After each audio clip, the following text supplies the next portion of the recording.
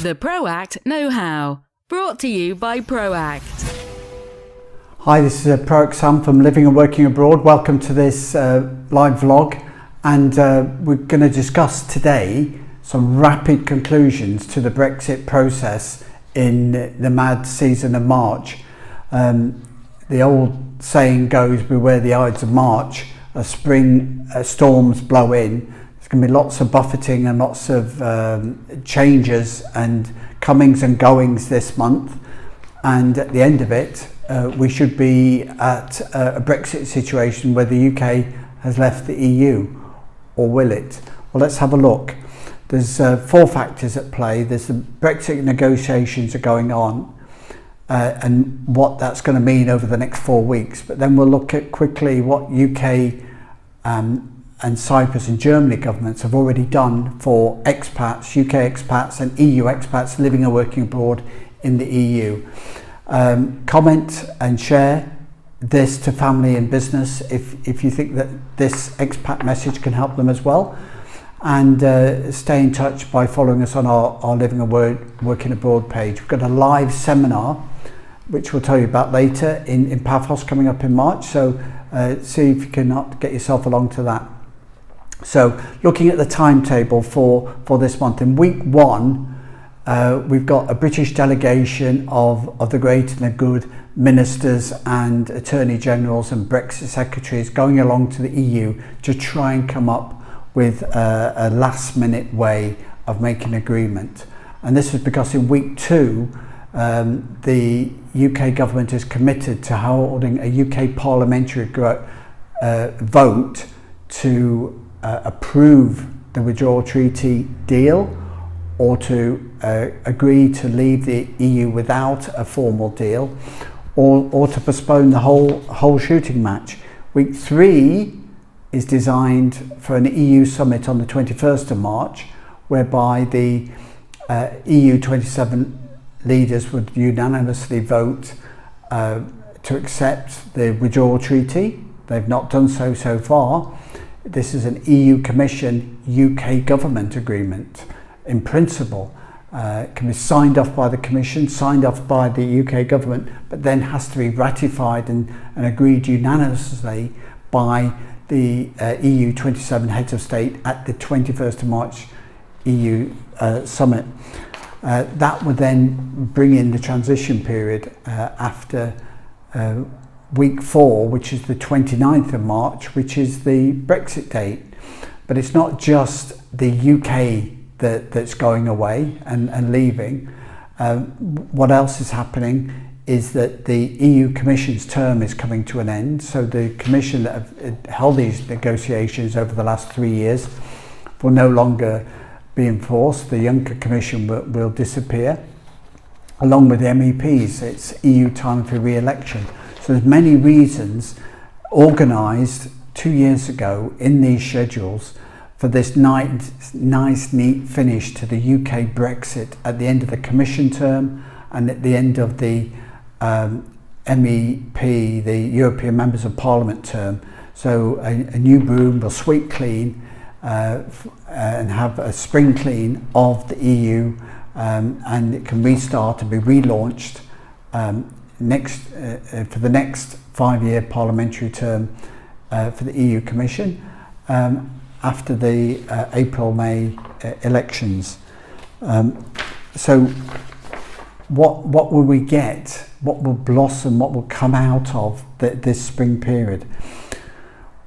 I fully expect that this week, in week 1, the UK and EU will suddenly find an accord. The EU have been willing for some time to offer the UK Parliament what they wanted. They just didn't want to do it too soon in case they got more and more demands. So we fully expect in the first week, going into the second week, the EU will suddenly break out with an agreement, with a form of words, that Theresa May will then come back and find a cross-party accord with UK MPs to vote through the deal that has been rejected consistently since September last year.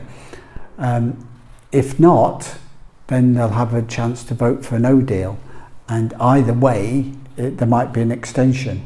and all that depends upon the agreement that will come from the EU and the UK government's negotiating team, and if it gets by the UK Parliament, then it will be ratified at the summit on the 21st of March. My belief, though, is that if no deal is agreed by the UK Parliament, that there is a way forward using the withdrawal treaty. So even if the EU and Theresa May's government can't get the withdrawal treaty formally approved and ratified, they could still have a workaround, a manage no deal, if that's the word you want to use, for the process. What they could do is they could say, right, we're going to leave without a deal for the UK on the 29th of March and have already agreed a letter of agreement so that they could start operating from the next day under world trade rules. And under world trade rules, don't forget that America, China and Japan, the three biggest economies in the world, trade among themselves and with the rest of the world without treaties. They don't need to be in the EU to trade with the EU to benefit from world trade. You only have to be in the EU to trade within the EU without additional tariffs. The EU applies tariffs from external parties, and it'd be interesting to see how the UK deals with the EU. Sorry, how the USA deals with the UK and the EU after Brexit, because with the UK out of the EU, will the USA adopt a more aggressive approach towards EU tariffs and lack of free trade? Under the World Trade Organization rules, though, if the two parties, the UK and the EU, have agreed that this is the basis of the agreement that they want to trade under, then they could make an agreement to continue trading under that basis. And this is what I believe that they would do in a no deal scenario.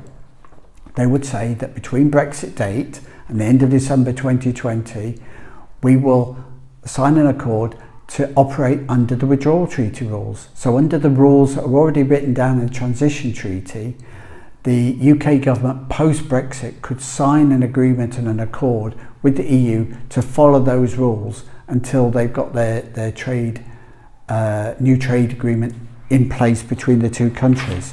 And that might be a way to get a rapid conclusion for the EU and get their withdrawal treaty and get their agreement and keep an attachment to the UK, which no deal could potentially threaten to throw the UK out of the big wide world and move rapidly away from the EU constraints. There's been some other changes as well. The UK have guaranteed all EU expats that they will be treated exactly the same after Brexit as EU citizens after Brexit and up until December 2020. And during that time they've got the right to apply for settled status, which guarantees them the right to be able to continue to operate, live and work in the UK for their lifetime under the same terms as an EU citizen in duration. So they've got a big opportunity there to obtain that settled status for them and their families to live and work in the UK. So that's already guaranteed by the UK government with or without a deal. But after December 2020, things will change, and the UK have already geared up to implementing their post-Brexit rules after the December 2020, not before. And so the easiest way, if there's no deal, is just to accept that they're already organised towards there being a transition treaty, accept the transition treaty after Brexit without the parliamentary vote, and move forward on that basis. Cyprus, one of the first governments in the EU to reciprocate to this UK guarantee to EU expats, in the UK, and the Cyprus have said that they will continue to treat UK expats in Cyprus exactly the same way after Brexit as before. So have the same rights and access. However, rules will change. There will be certain things that need to be done. So at the moment, they're offering to accelerate the immigration and the appointment of on a long-term permanent residency basis, which gives 10 years of free movement between Cyprus and the UK for UK expats living and working in Cyprus before the 29th of March. And anybody that's new, that's not registered, I mean, the big changes in March, where the Cyprus government are now saying that they must bring forward all the registrations to be considered under EU rules before the 29th of March. If there was a transition period, then everything would continue through to the end of December 2020.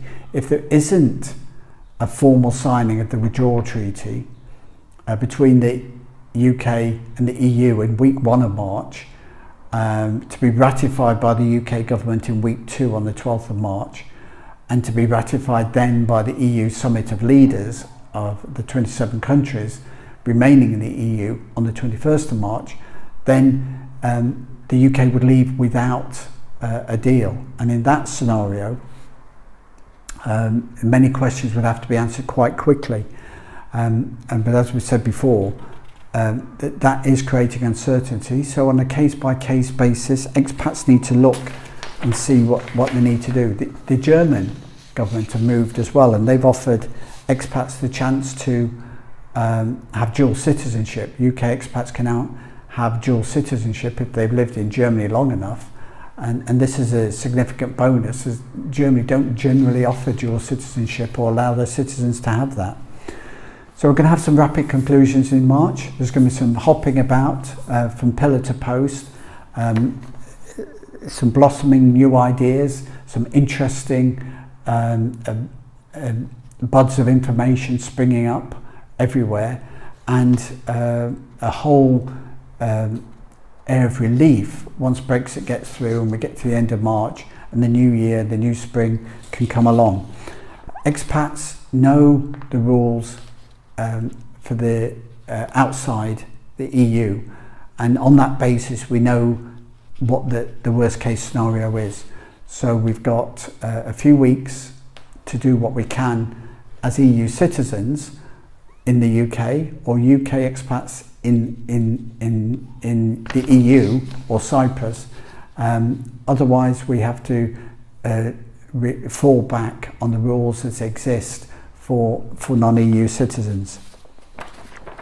We've got a live seminar coming up in Paphos, Cyprus. You're quite welcome to join us on the 21st of March. We'll be looking at what's been agreed and what's the way forward and what expats need to do in the coming weeks and months during a transition period, from everything from immigration, residency status, driving license, medical cards, taxation, through to how to run their business and how that will impact in terms of VAT, taxation, cross-border, social insurance agreements. We've also got some guides which we produced, free guides on our website at proactpartnership.com. So please go along to our website at proactpartnership.com and see what you like. The registration for the seminar is also on that page, and we'd be delighted to see you there. If you can't make it to either event, then please leave your comments and share this blog with family and business that you know that are expats and could benefit from the information that we're going, and ask us questions so that we can feedback the information. And during this rapid period of change, as we draw to conclusions that have been hanging over us for the last 18 months, we can finally get some clarity on the way forward for EU and UK expats living and working abroad in the EU. This is ProACT Sam. Thanks for joining us, and we'll see you next time. The ProACT Know-How, brought to you by ProACT.